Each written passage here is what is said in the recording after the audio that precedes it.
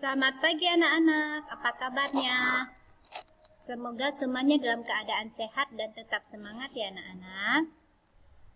Nah, semoga yang masih daring di rumah juga sudah bangun pagi, sudah mandi, sarapan, dan mempersiapkan materi yang kita pelajari hari ini. Dan jangan lupa untuk selalu mengerjakan tugas-tugas yang diberikan oleh Bapak dan Ibu Guru dengan tepat waktu ya, dikumpulkan dengan tepat waktu di Google Classroom. Nah, seperti biasa, sebelum kita memulai pembelajaran pada pagi hari ini, terlebih dahulu kita berdoa. Demi nama Bapa, Putra, dan Roh Kudus. Amin. Bapa kami yang ada di surga, dimuliakanlah namamu. Datanglah kerajaanmu, jadilah kehendakmu di atas bumi seperti di dalam surga.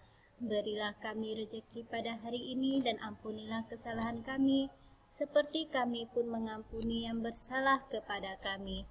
Dan janganlah masukkan kami ke dalam pencobaan, tetapi bebaskanlah kami dari yang jahat. Amin. Demi nama Bapa, Putra, dan Roh Kudus. Amin. Oke anak-anak, sekarang kita mempelajari tema 2 ya, tentang menyayangi tumbuhan dan hewan. Kita sudah memasuki subtema yang ketiga, menyayangi tumbuhan, pembelajaran yang kedua. Nah, dalam pembelajaran yang kedua ini, 3 materi yang kita bahas, yaitu tentang perbedaan peran anggota keluarga, menulis hasil wawancara, dan gerakan kombinasi mengayun lengan dan kaki. Ayo kita pelajari sama-sama. Nah, yang pertama itu pelajaran PPKN ya anak-anak, perbedaan peran anggota keluarga. Nah, anak-anak pasti tahu ya peran anggota dalam keluarga anak-anak sendiri ya. Nah, di sini kita lihat keluarga inti terdiri dari ayah, ibu, dan anak. Tiap anggota keluarga memiliki peran masing-masing. Peranan anggota keluarga sebagai berikut. Nah, kita lihat ya peranan anggota keluarga. Yang pertama itu ayah sebagai suami dari istri dan ayah dari anak-anaknya. Berperan sebagai pencari nafkah, pendidik, pelindung, dan pemberi rasa aman, serta sebagai kepala keluarga. Yang kedua itu peran ibu. Nah, peran ibu ini sebagai istri dan ibu dari anak-anaknya. Berperan mengurus rumah tangga serta sebagai pengasuh dan pendidik anak-anaknya. Yang ketiga, anak. Nah, sekarang anak ya. Mempunyai peran sebagai anggota keluarga. Tugas seorang anak itu antara lain belajar dan menghormati orang tua. Nah, anak-anak bisa tahu ya peran anggota keluargamu. Kamu perhatikan peran ayahmu sebagai apa, peran ibumu sebagai apa, peran kakak, abang, adikmu sebagai apa perannya di rumah. Nah, keluarga inti ini keluarga yang hanya terdiri dari ayah, ibu, dan anak ya, bukan termasuk nenek dan kakek. Nah, keluarga inti itu hanya terdiri ayah, ibu, dan anak-anaknya. Nah, di sini peran seorang ayah itu sangat penting dalam keluarga. Banyak perannya ya, banyak juga.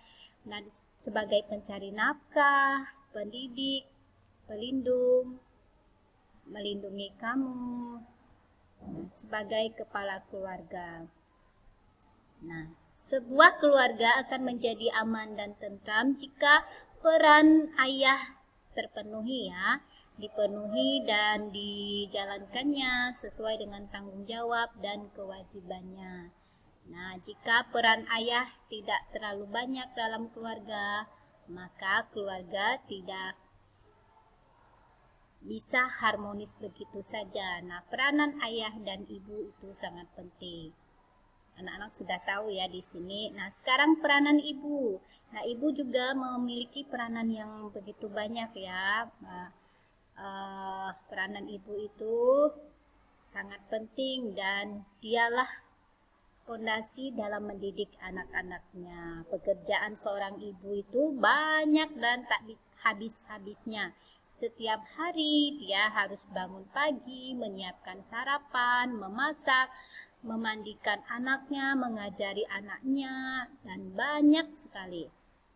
Nah, jika peranan ibu ini tidak dipenuhi juga oleh ibu, maka keharmonisan rumah tangga tidak akan berjalan dengan baik dan anak-anak tidak akan memiliki kasih sayang dan tidak akan memiliki pendidikan yang baik dari seorang ibu. Nah, peranan ibu ini komplit sekali.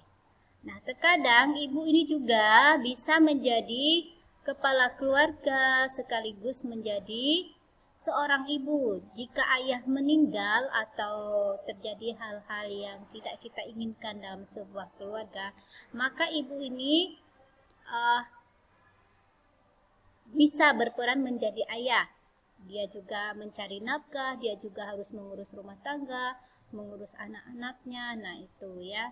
Itulah seorang ibu, dia bisa menjadi kepala keluarga dan sekaligus menjadi seorang ibu. Nah, karena ibu ini selalu mementingkan anaknya ya, lebih memikirkan anak-anaknya. Lalu yang sekarang perananmu sebagai anak. Nah, perananmu tuh di sini dalam keluarga itu yaitu belajar, karena kamu seorang pelajar, juga menghormati orang tua dan bisa membantu orang tuamu dengan hal-hal yang kecil ya, seperti membantu mama mencuci piring, yang anak perempuan membantu menyapu, dan anak laki-laki bisa menyapu halaman rumah, memotong rumput. Nah, hal-hal yang terkecil dulu ya, karena kamu masih kecil, maka bisa membantu dengan hal-hal yang sederhana. Sekarang pelajaran bahasa Indonesia tentang menulis hasil wawancara. Kegiatan wawancara bertujuan untuk memperoleh informasi. Wawancara melibatkan dua orang, yaitu pewawancara dan narasumber. Hasil dari wawancara harus dicatat agar dapat memahami informasi yang diperoleh. Pada saat wawancara berlangsung, pewawancara memberikan pertanyaan kepada narasumber, kemudian narasumber akan memberikan jawaban atas pertanyaan tersebut. Hasil wawancara sebaiknya dicatat. Pokok-pokok informasi tersebut dapat dikembangkan menjadi paragraf dengan ejaan dan tanda baca yang benar. Nah, anak-anak mungkin sudah pernah ya bagaimana cara mewawancarai. Mewawancarai itu bisa anak-anak lakukan di rumah ya dengan papa. Nah, contoh sederhananya anak-anak mewawancarai papa. Wah, pa, hari ini papa mengerjakan apa saja? Apa yang papa lakukan? Bagaimana pekerjaan papa hari ini? Apa profesi papa? Nah, itu bisa kamu lakukan di rumah ya. Nah, dengan pertanyaan yang sederhana yang kamu tanyakan kepada papamu. Nah, sebagai narasumbernya papamu dan sebagai pewawancara adalah kamu. Seperti itu anak-anak ya. Nah, jika ada informasi yang penting dari wawancara tersebut, anak-anak bisa mencatatnya di buku. Karena dalam wawancara ini kita mencari hal yang terpenting dari narasumber ya anak-anak. Oke. Dan sekarang pelajaran PJOK tentang gerakan kombinasi mengayun lengan dan kaki. Nah, gerakan mengayun lengan dan kaki termasuk gerak non-lokomotor.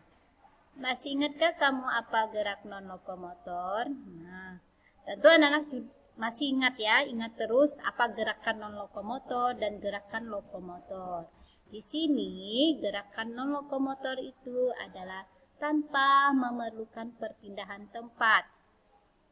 Nah, gerakan non-lokomotor ini hanya bergerak di tempat saja ya, tidak berpindah-pindah tempat. Berbeda dengan lokomotor. Kalau lokomotor itu gerakan yang selalu berpindah-pindah tempat.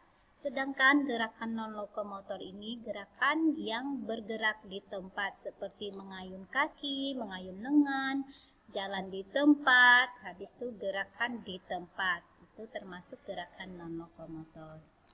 Gerakan ini sederhana ya anak-anak, anak-anak bisa mempraktekkannya di rumah. Nah, saat berolahraga. Oke, sampai di sini materi kita pada pagi hari ini anak-anak. Seperti biasa, sebelum kita mengakhiri, terlebih dahulu kita berdoa demi nama Bapa, Putra, dan Roh Kudus. Amin. Salam Maria, penuh rahmat Tuhan sertamu, terpujilah engkau di antara wanita, dan terpujilah buah tubuhmu Yesus.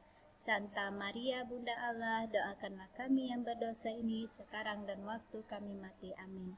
Demi nama Bapa, Putra, dan Roh Kudus. Amin. Selamat pagi dan Tuhan memberkati.